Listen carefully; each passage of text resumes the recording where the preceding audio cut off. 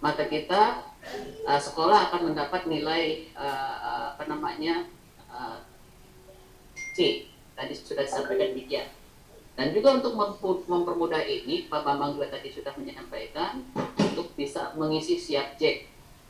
Siapcek itu adalah sistem informasi administrasi perpustakaan, di mana kalau kita mengisi data-data itu, maka akan menjadi mudah bagi kita untuk mengisi form yang ditunjukkan oleh Pak Gigi tadi. Jadi tolong Bapak Ibu Siapceknya diisi, karena dari Siapcek itu ada dua hal yang kita dapat. Pertama, kita akan mendapatkan data-data perpustakaan di seluruh DKI Jakarta, baik perpustakaan sekolah, baik perpustakaan umum, perpustakaan khusus, ataupun perpustakaan perguruan tinggi. Datanya akan terdata di Siapcek itu. Yang kedua, itu juga akan mempermudah kita sekolah, maksud saya, untuk mengikuti akreditasi. Karena dari data-data itu, apabila sudah dilengkapi dan buktinya ada, itu akan mempermudah penilaian dan mempermudah kita juga untuk bisa mengirimkan usulan ke Perpusnas. Tinggal apakah data itu sesuai dengan SNP atau melebihi standar NSP atau sangat lebih dari standar NSP. Kalau itu datanya sesuai dengan NSP sosial SNP Standar Nasional Perpustakaan, kalau itu sesuai, maka nilainya kita bisa mengatakan akan mendapat nilai C. Kalau lebih dari standar, maka bisa B. Sangat lebih dari standar nasional perpustakaan, bisa A. Jadi tadi juga Pak Gigi menyampaikan, kalau kita yakin dengan persiapan kita akan mendapat B atau A dalam posisi sekarang ini, silakan ikut nanti yang reguler. Tapi kalau kita masih dalam keraguan, tapi dimungkinkan kita untuk memanfaatkan akreditasi ini, silakan ajukan sekolah perpustakaan Bapak Ibu di bulan-bulan ini untuk bisa mengikuti relaksasi akreditasi seperti itu. Ini saya mencoba untuk menyimpulkan daripada apa yang disampaikan, karena ini bagian tugas penting dari Dinas Disposif untuk mendampingi perpustakaan sekolah yang ada di DKI Jakarta. Kiranya sekolah perpustakaan tersebut perpustakaannya sudah terakreditasi, karena kita ditargetkan sebanyak 1.000 perpustakaan di DKI Jakarta hendaknya sudah terakreditasi. Jadi itu yang saya ingin mengingatkan kepada sekolah dan Ibu dan Bapak kepala sekolah untuk kiranya ini menjadi satu perhatian, dan kita juga berterima kasih dengan Disposif menganggap sangat penting pertemuan pada siang hari ini. Yang kedua, terkait dengan materi AI Jakarta, saya mencoba untuk menyampaikan tentang apa itu AI Jakarta. Saya mencoba untuk tidak terlalu berurutan dengan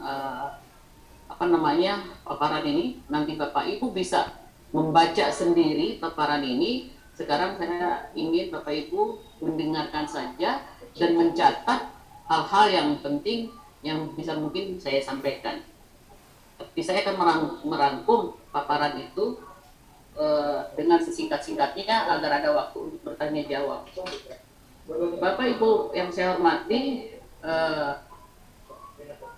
pemerintah DKI Jakarta sejak tahun 2016 sudah meluncurkan satu layanan baru dari perpustakaan, di mana selama ini Pemprov DKI Jakarta ada memiliki beberapa bentuk pelayanan terkait dengan perpustakaan. Yang pertama adalah layanan perpustakaan secara stasioner atau konvensional, yang ada gedung, ada buku, ada tempat baca.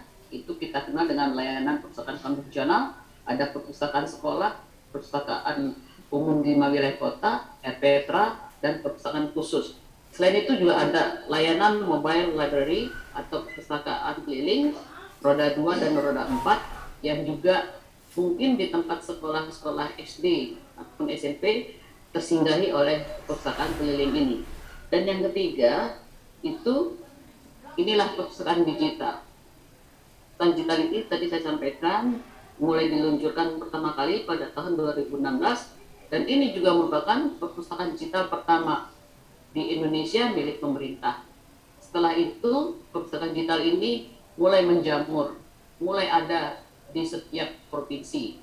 Bahkan di tingkat perpusnas pun sudah ada perpusnas perpustakaan digital ini. Nah, di situasi saat ini, di masa pandemi ini, perpustakaan digital itu menjadi alternatif pilihan bagi masyarakat, bagi anak-anak muda untuk bisa mendapatkan informasi. Kenapa? Karena selain informasi yang anak-anak muda buka melalui Google, sosmed dan lain sebagainya, juga ada perpustakaan digital Jakarta. Di masa pandemi ini memang sangat gencar kita mempromosikan Jakarta ini kiranya bisa di-download oleh masyarakat agar tidak terputus untuk mendapatkan informasi yang mereka butuhkan.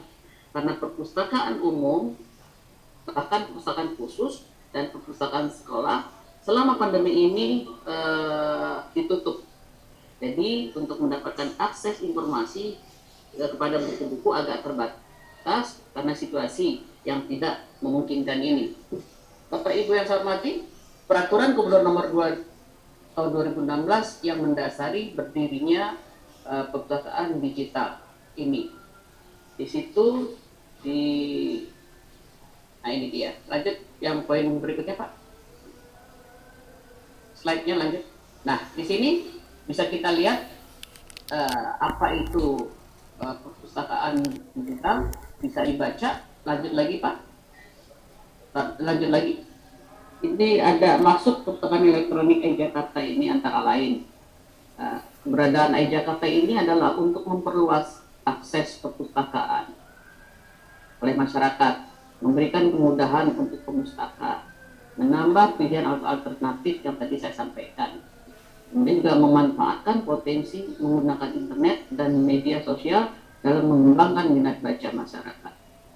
Jadi salah satu cara kita untuk meningkatkan minat baca masyarakat melalui ini. Dan sekolah menurut Undang-Undang 43 2007 juga punya kewajiban untuk menumbuhkan dan mengembangkan minat baca di kalangan peserta didik melalui perpustakaan.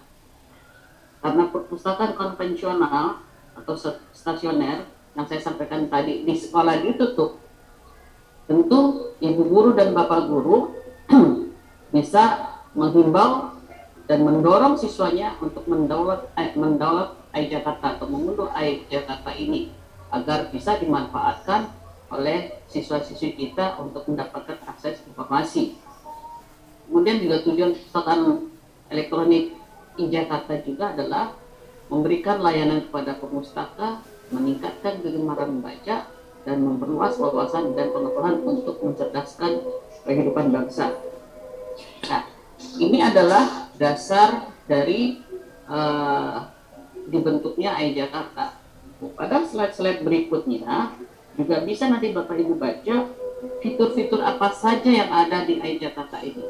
Yang pasti Bapak Ibu bisa mendorong siswa-siswinya untuk mengunduh aplikasi Jakarta melalui Play Store ataupun Apple Store. Itu bisa diunduh, kemudian login dengan menggunakan email masing-masing, akun masing-masing.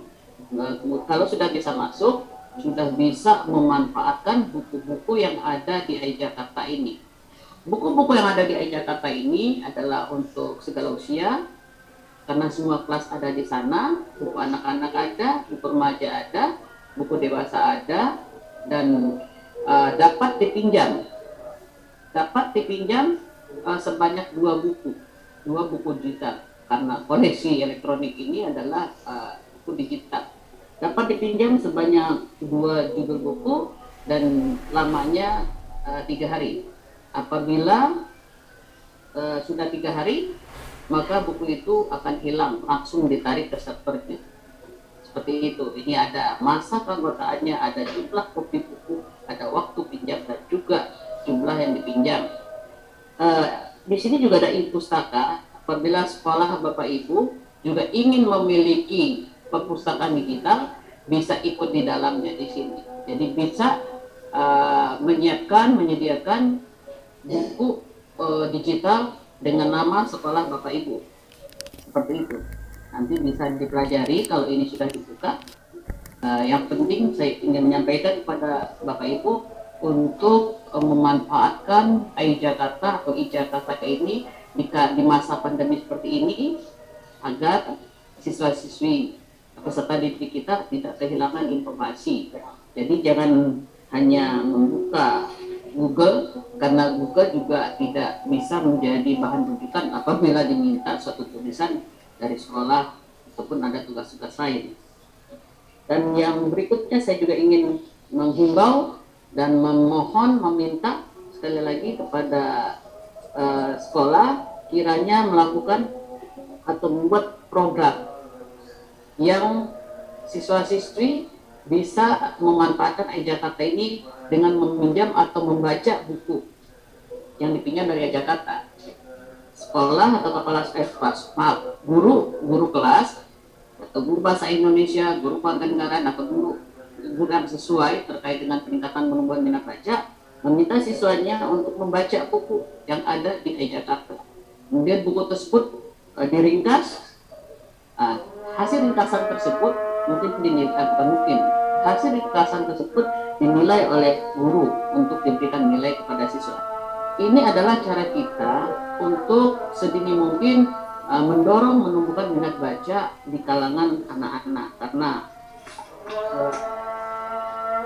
membaca itu adalah salah satu untuk meningkatkan pengetahuan siswa-siswi yang ada di sekolah. Dengan membaca kita mengenal dunia, dengan menulis kita dikenal dunia. Dan juga diminta kepada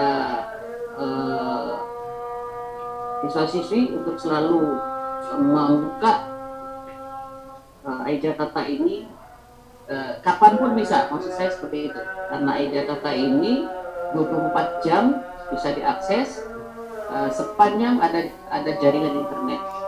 Saya pikir itu, Bapak Ibu yang saya hormati, waktu yang ada bisa kita pergunakan untuk tanya jawab, karena waktu kita tidak terlalu banyak. Jadi saya sampai di sini saja terkait dengan iJakarta. Intinya adalah tolong Bapak Ibu mendorong siswa-siswinya ini untuk mengunduh perpustakaan digital ini agar akses informasi kepada siswa-siswi tidak terhalang karena pandemi ini. Terima kasih. Assalamualaikum warahmatullahi wabarakatuh. Waalaikumsalam warahmatullahi wabarakatuh. Terima kasih Bu Neti atas informasinya mengenai iJakarta. Nah, ini kan banyak banget nih pertanyaan mengenai relaksasi. Nah, ada satu pertanyaan mengenai iJakarta dulu. Mungkin bisa langsung dijawab ya. Bagaimana untuk bisa menjadi anggota perpustakaan digital iJakarta? Apakah harus download dulu dan bagaimana caranya? Seperti itu. Bisa langsung dijawab, Bu. Gampang Pak, Bapak Ibu silakan langsung di-download, diunduh, kemudian pakai akun, langsung gitu, itu aja. Dibuka HP, Play Store atau Apple Store, kemudian ada aplikasi iJakarta, silakan diunduh, gunakan akun, kalau sudah diterima bisa langsung pinjam buku, gitu. Ya, sangat mudah sekali, seperti yang lain-lainnya seperti itu. Seperti daftar sosial media seperti itu ya? Iya, betul. Dan kita daftar pakai email, terus masukin password, terus habis itu akan dikirim ya, kode atau apanya gitu ke emailnya. Nanti bisa aktif seperti itu ya Bu ya, misalnya ya. Nah, nanti bisa masuk menggunakan email yang sudah didaftarkan. Nah, untuk iJakarta, terus untuk pertanyaan mengenai Siap-Siap, informasi dari panitia, karena pertanyaan Siap-Siap ini teknis sekali dan kita harus cek dulu nih ke sistemnya. Jadi pertanyaannya kita tampung melalui email ya. Jadi tidak bisa didiskusikan langsung di sini. Takutnya tidak bisa selesai pada hari ini juga gitu. Jadi nanti untuk pertanyaan mengenai Siap-Siap bisa disampaikan melalui pembinaan lembaga perpustakaan@gmail.com yang sudah berkali-kali di-share di kolom chat gitu. Bu moderator sedikit. Ya, gimana Pak?